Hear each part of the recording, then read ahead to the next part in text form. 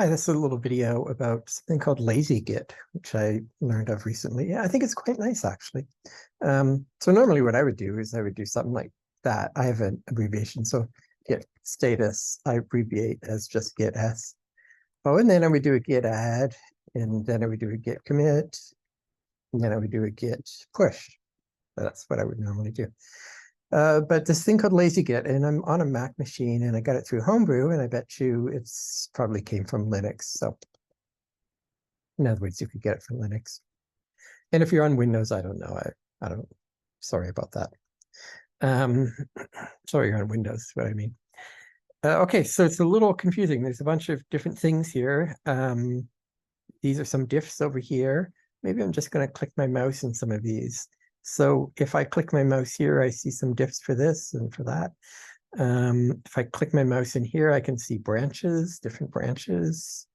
I'm not going to bother switching branches. If I click my mouse in here, I can see commits, and then clicking on them, see the thing on the right-hand side. So I'm seeing the history. And you can see stashes as well. I don't keep track of my stashes. Some of them are probably pretty old and pretty useless. Yeah, anyway. And then to find out what you can do, you can type question mark. Well, it tells you some things. Q for quitting. Anyways, question mark. And it tells you stuff that you can do. I won't go through it, but one of the things that you can do is lowercase, and that's what I'm going to show. So it's lowercase a for add, it adding to the stage. That's the first thing I'll show you. And then C to commit changes. And then I think it's capital P to push, might be lowercase p, I don't know. I'll just try it and see. Okay, so I typed the wrong thing. I typed a Q there. So I'll do A, and that's fine. And where are we at? Did it? Oh, I guess it must have added them. Oh, it added them, fine. And now I'll do a commit, and I can give a commit note. So improve as dot tide docs re z not capital Z not.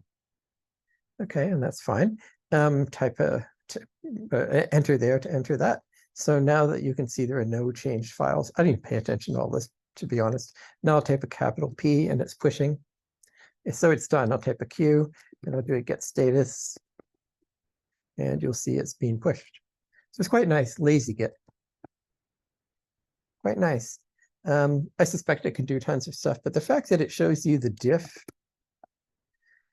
the log is very nice, and I would normally get the log by doing this, but what it is that I remember git add and commit and push and status and log, and it's probably in switching branches. And I'm not saying that I won't use them in future, but I might start using lazygit. And certainly if I had a new student starting, I would probably just set them up with lazygit and say, this is going to be a nice way of doing it. It's completely command line, so it's not GUI based. And is that good or bad? Well, I like the command line, so I think it's good.